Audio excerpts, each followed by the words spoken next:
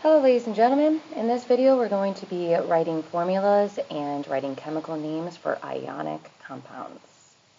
So remember, ionic means we have a metal and a non-metal. So when we're looking at our periodic table, the first element is always going to be on the left side because that's where the metals are located. And our second element, our non-metal, is going to be on the right side. Okay, so let's look at the very first one. It says NaCl. So when we are writing our chemical name, we want to be looking at our flow chart for ionic, and we need to write the first element's name. So we're going to find Na on our periodic table, which is on the left side. So we see that Na is sodium. So I'm going to write sodium. Then we're going to look at our second element, which is Cl, not Ci. On our periodic table, it's on the right-hand side because it's a non-metal, and we see it's chlorine. So I'm going to go ahead and write chlorine. I'm going to go back to my flow chart. When we are writing our elements, we need to figure out if we need a Roman numeral. Now, the only time you will be using a Roman numeral is if you have a transition metal, which is located in that middle block on your periodic table. If you have a metal that is located in any of these groups, 1, 2, or 3, then you have a regular metal. So you don't have to worry about figuring out if they need a Roman numeral. Also, if you have a transition metal in this middle block that has a charge, those elements do not need a Roman numeral. So given we have sodium, we don't need a Roman numeral. Okay, so that's going to be a no. So then we're going to go to our second element, which we already did, and then we're going to ask ourselves, is this second element a polyatomic ion? So a polyatomic ion is found on the back of your periodic tables, and they're all of these compounds here in this table. Now, I know it's hard to see with my camera, but we'll see that most of these end in 8, and all of these compounds are made up of more than one element. That's how they get their name polyatomic. So if you see that you have bromite or bromate, and you locate it on the back, and there's many elements, that is a polyatomic ion. So because we don't have a polyatomic ion, that's a no. All we're going to do is change the ending to IDE. So on my second element, I'm going to change the ending here to "ide." So my name is going to be sodium chloride. Okay? All right, let's try another one. What is our first element for Mg? Mg is magnesium. What is our second element, O? Oxygen. I'm going to locate these on my periodic table. Magnesium is in group 2, so it is not a transition metal. That means I do not need a Roman numeral. So I'm going to write magnesium.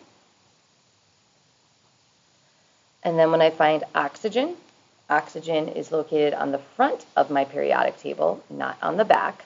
So I'm just going to take oxygen and change the ending to IDE. So it's going to become oxide. So we're going to change the ending. All right, let's look at the next one. We have K2S. K is potassium. It's on the left side, and it is not a transition metal. So I'm going to write potassium.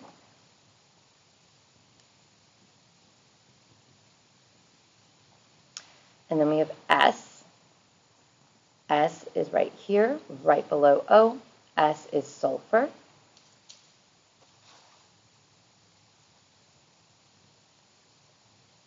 Right? It is not on the back of the periodic table, so I'm going to go ahead and write potassium, sulfide. So I have to change my ending. All right, so that is us working from the formula to the name. Now we are going to go from the name to the formula.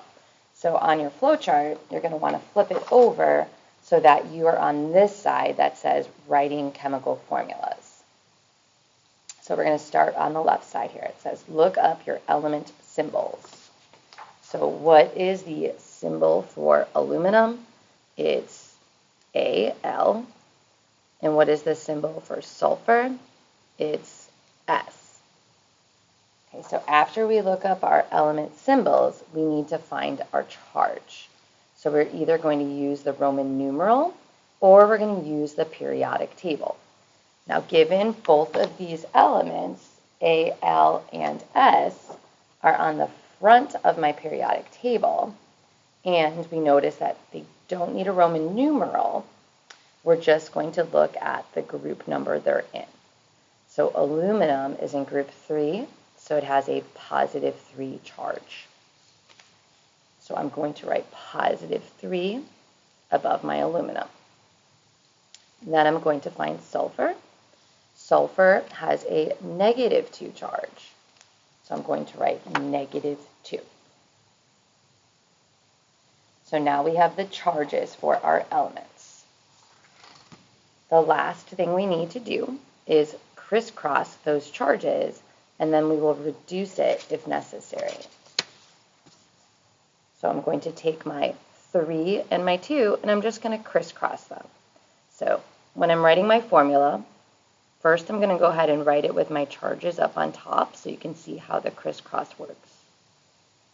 So I'm going to take my 3, and I'm going to move it below my S. And I'm going to take my 2, and I'm going to move it below my aluminum. So my formula is going to be Al2S3. Okay, now the reason that our formula has to be written like that is because in an ionic compound, the charges need to cancel out because we need to have an overall neutral element.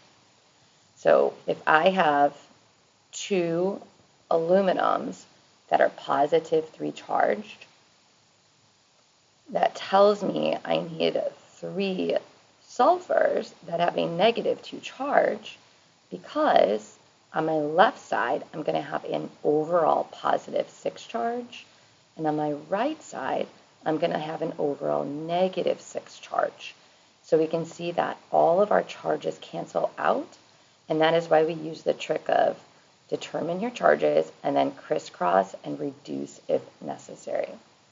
So there's only one way for a metal and a non-metal to fit together, and that's why we need to make sure we have the correct subscripts. All right, let's try one more. Here we have calcium fluoride. So we're going to find our symbol for calcium, which is Ca. And here we have fluoride, which stands for fluorine, which is F.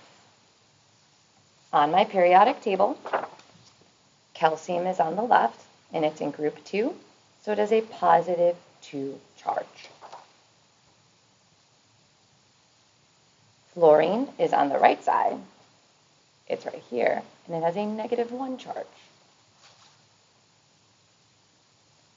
I'm going to write my formula off to the side with those charges, and then I'm going to crisscross and reduce. So the 2 is going to go below my F, and the 1 is going to go below my Ca. But we don't need to write the 1. So it's just going to be CaF2. And if I double check why it needs to be CaF2, Ca is positive 2, F is negative 1. So I need 2 negative 1s to overall cancel out my positive 2 charge on my calcium.